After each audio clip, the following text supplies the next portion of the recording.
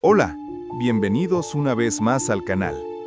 La historia que estás a punto de escuchar no es una leyenda urbana, no es un creepypasta y no es una historia inventada para asustar. Es el relato real que me hizo llegar una persona, alguien que aún vive con las consecuencias de haber jugado con algo que jamás debió tocar. Los nombres han sido cambiados por respeto a los involucrados y a sus familias. No es una historia apta para personas sensibles. Y te advierto algo más. Si no te gustan las historias sobre lo oculto, sobre la Ouija, sobre presencias que no deberían ser invocadas, los nombres han sido cambiados por respeto a los involucrados y a sus familias. Sin más preámbulo, damos comienzo a la primera historia. Dicen que una sesión de Ouija dura lo que dura la paciencia de quien escucha, pero en este caso, nunca terminó. Ocurrió en una casa antigua, con techos bajos, donde el aire se sentía viejo, como si hubiera pasado por demasiados pulmones antes. 5 personas, una tabla, una sola regla ignorada: cerrar bien la sesión. Jorge, Paula, Brenda, Marcos y Mateo, 5 chicos de secundaria hambrientos por vivir experiencias llenas de adrenalina, convencidos de que debían vivir al límite para tener historias extraordinarias que contar en su vejez. Ninguno pasaba de los 15 años, pero tenían diferentes personalidades, lo que les deba ese equilibrio que todo grupo de amigos suele tener. Jorge era el más guapo pero introvertido de la clase. Paula y Brenda, las más populares de toda la secundaria. Por otro lado, Marcos y Mateo no eran populares. Eran, podría decirse, normales. Lo normal que piensan que son los chicos a esa edad. Pero todos tenían algo en común: la imprudencia que a esa edad suele ser normal. En busca de nuevas experiencias, se adentraron en lo oculto: libros de brujería, películas y series de terror, investigación de lo paranormal, todo lo que se les pudiera ocurrir. Habían pasado meses investigando, hasta que Paula y Brenda, en un paseo por el viejo mercado de su ciudad, hallaron uno de esos puestos donde venden hierbas de olor desagradable, inciensos, amuletos para la buena suerte, etc. En un rincón divisaron un trozo de madera vieja. Le preguntaron a la anciana que atendía el puesto polvoriento en la calle. La anciana les dijo que era una vieja tabla de Ouija. Las chicas se miraron entre sí y, como si una pensara lo mismo que la otra, en unísono dijeron: «Nos la llevamos».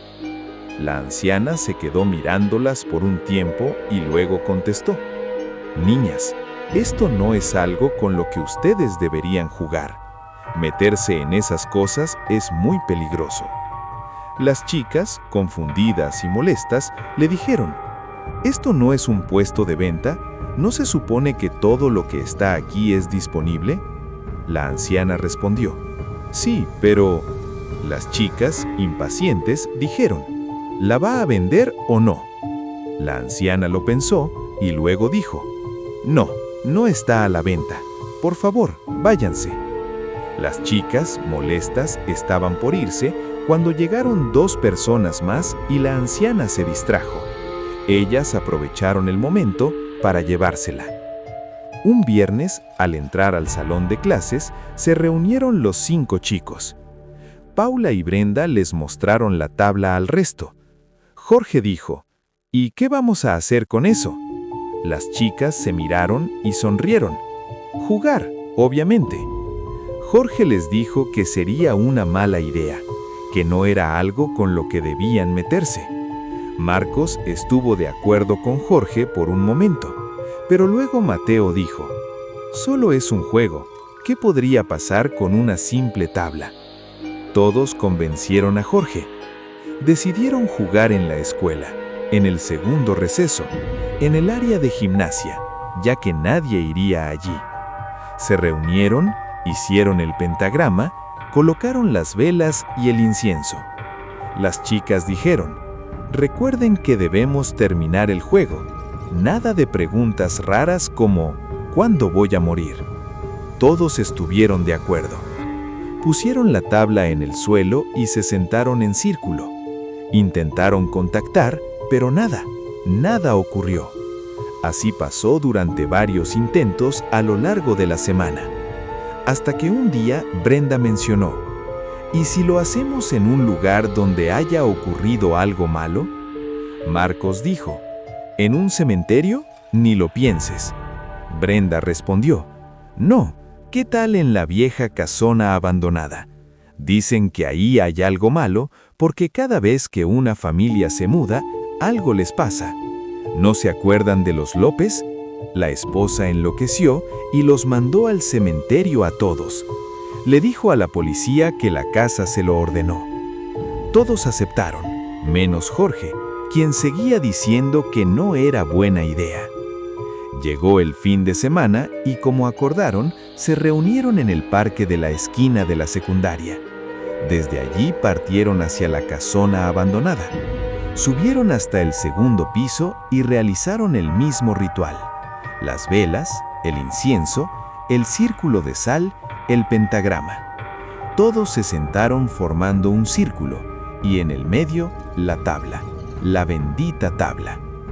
Al principio nada, el vaso inmóvil, risas nerviosas, respiraciones normales. Hasta que alguien preguntó: ¿hay alguien aquí? La respuesta fue sí.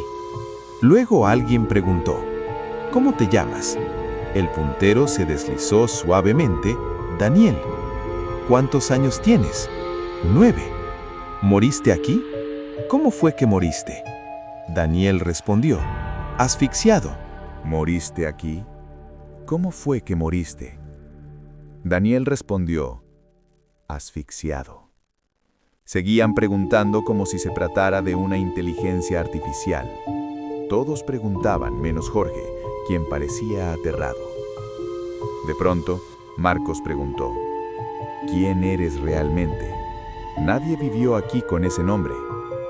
El puntero se movió violentamente y escribió: ja ja ja ja ja ja, tontos.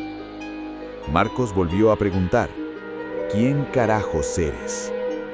La temperatura bajó. No de golpe, gradualmente, como si no hubiera oxígeno. No están solos. Uno rió, otro tragó saliva. ¿Qué quieres realmente? El vaso se sacudió con violencia. A ustedes. En ese momento, todos lo sintieron.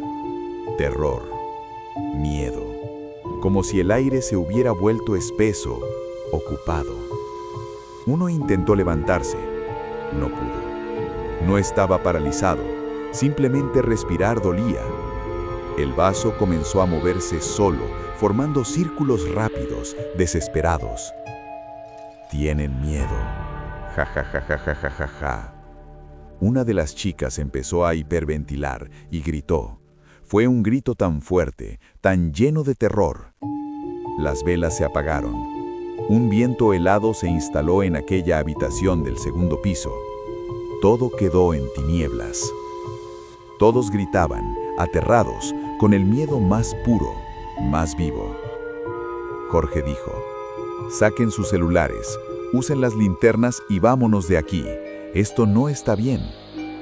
Sus ojos se acostumbraron a la oscuridad y uno de ellos corrió hacia la ventana y la abrió de un solo tirón. Cuando volvió la claridad en aquella habitación helada, una de las chicas estaba en el suelo, rígida, con los ojos abiertos, mirando algo que nadie más veía. Su pecho subía y bajaba. De repente, sus ojos se pusieron en blanco y sonrió. Pero no era ella. Ni su forma de respirar, ni sus gestos, ni esa horrible sonrisa eran suyos.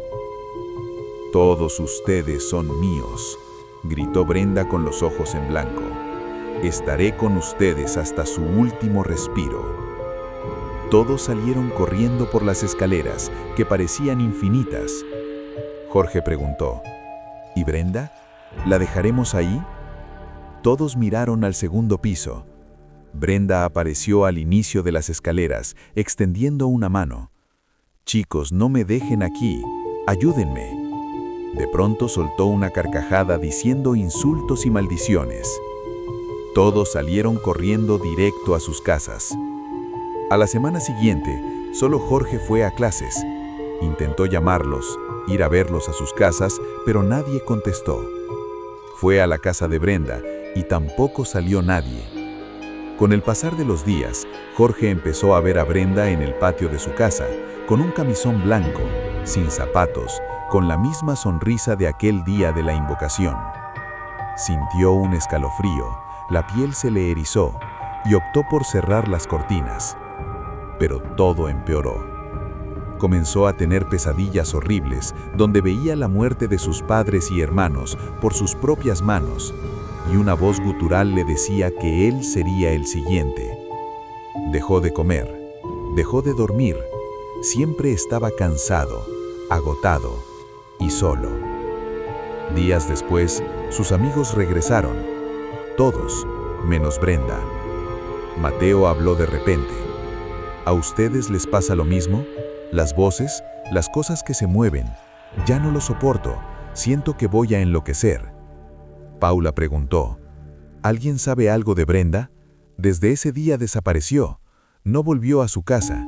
Sus padres ya la reportaron como desaparecida. Jorge iba a hablar, iba a decir que la había visto, pero la maestra los interrumpió para darles una mala noticia. Habían encontrado a Brenda muerta en la vieja casona. Llevaba 2 semanas muerta, según los forenses, por paro respiratorio. Todos lloraron, se lamentaron por haberla abandonado, por el horror que debió haber pasado, por lo sola que debió haberse sentido. Desde entonces, nada fue igual. El grupo se separó. Paula se fue a vivir a otra ciudad. Marcos se quitó la vida. Mateo se volvió con el tiempo el loquito del barrio. Y Jorge seguía viviendo en una pesadilla. Bajó de peso abruptamente. Cada vez se veía más cansado. Su familia notaba cosas extrañas, pasos a medianoche, espejos que se rompían solos, focos que se fundían a diario. La casa se volvió fría y oscura, hasta que una tarde todo se salió de control. Jorge bajaba las escaleras cuando algo lo empujó y lo hizo caer. Fue llevado al hospital inconsciente, con costillas golpeadas y un hombro dislocado. Sus padres le preguntaron qué había pasado, y Jorge, entre llantos, les contó todo. Al salir del hospital, fueron a la parroquia más cercana por ayuda. El sacerdote fue a su casa. El ambiente era pesado, el aire denso, el frío y el moho en las paredes indicaban que se habían metido con algo con lo que no debieron jugar. El sacerdote regó agua bendita y rezó en cada centímetro de la casa. Cuando terminó, la casa se sentía diferente, más iluminada, el aire más ligero. La casa volvió a ser segura, pero Jorge jamás volvió a estar solo, ni por un instante. Ese ente se había pegado a él, lo podía sentir. Si has llegado hasta aquí, gracias por quedarte hasta el final. Las historias que escuchas en este canal no buscan convencerte de nada, solo recordarte que hay cosas que existen, aunque no creas en ellas. Si esta historia te perturbó, si te dejó pensando, o si sentiste esa incomodidad que no sabes explicar, entonces cumplió su propósito. Apóyame con un like, comparte este video y suscríbete al canal para que más personas conozcan estos relatos reales. Y recuerda algo antes de irte. No todo lo que responde quiere irse. Nos vemos en la próxima historia. Si es que puedes dormir esta noche.